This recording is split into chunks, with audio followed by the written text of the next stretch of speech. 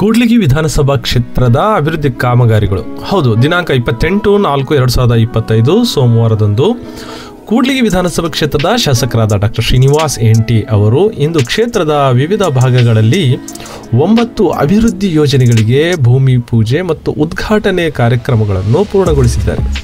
ಈ ಕಾರ್ಯಕ್ರಮಗಳ ಮೂಲಕ ಸುಮಾರು 1,158 ಲಕ್ಷ ರೂಪಾಯಿಗಳ ಅಭಿವೃದ್ಧಿ ಕಾರ್ಯಗಳು ಪ್ರಾರಂಭವಾಗಿವೆ.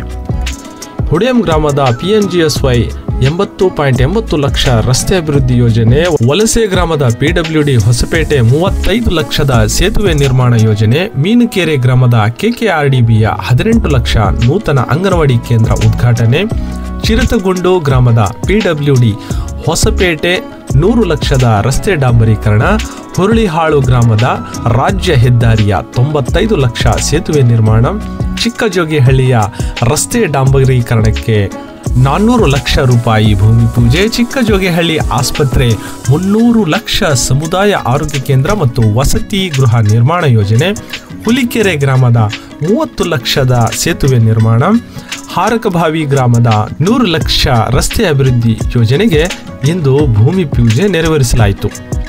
ಈ ಸಂದರ್ಭದಲ್ಲಿ ಶಾಸಕರು ಮಾತನಾಡುತ್ತಾ, ಕೂಡ್ಲಿಗಿ ಕ್ಷೇತ್ರದ ಸರ್ವಾಂಗೀಣ ಅಭಿವೃದ್ಧಿಗಾಗಿ ನಮ್ಮ ಸರ್ಕಾರ ನಿರಂತರವಾಗಿ ಕೆಲಸ ಮಾಡುತ್ತಿದ್ದು, ಈ ಯೋಜನೆಗಳು ಸ್ಥಳೀಯರ ಜೀವನ ಮಟ್ಟವನ್ನು ಉನ್ನತಗೊಳಿಸಲು ನೆರವಾಗುತ್ತವೆ ಎಂದು ಹೇಳಿದರು. ಈ ಎಲ್ಲ ಯೋಜನೆಗಳು ಸ್ಥಳೀಯರ ಸಹಕಾರದೊಂದಿಗೆ ಸಫಲವಾಗಲಿ ಎಂದು ಶಾಸಕರು ಆಶಿಸುತ್ತಾ, ಎಲ್ಲ ಅಭಿವೃದ್ಧಿ ಕಾಮಗಾರಿಗಳ ಸಂದರ್ಭದಲ್ಲಿ ಸ್ಥಳೀಯ ಗ್ರಾಮ ಪಂಚಾಯಿತಿ ಅಧ್ಯಕ್ಷರು, ಉಪಾಧ್ಯಕ್ಷರು, ಸರ್ವ ಸದಸ್ಯರು, ಕಾಂಗ್ರೆಸ್ ಪಕ್ಷದ ಮುಖಂಡರು ಹಾಗೂ ಸಾರ್ವಜನಿಕರು ಉಪಸ್ಥಿತರಿದ್ದರು. ಭೂಮಿ ಪೂಜೆ ಮಾಡಕ್ಕೆ ಸಮಯ ಇಲ್ಲ ಆಯ್ತಾ.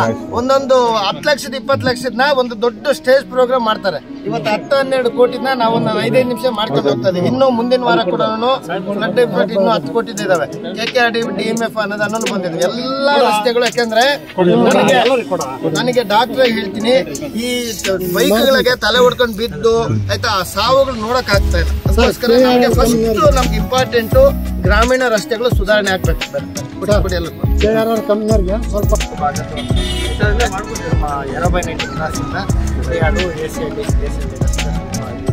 ಆಮೇಲೆ ಕಾಶ್ಮೀಕೆರೆಯಿಂದ ಐಗಲ್ಮಲ್ಲಾಪುರ, ಚೌಡಾಪುರ, ಬಸಾಪುರ ರಸ್ತೆ ಒಂದಿದೆ.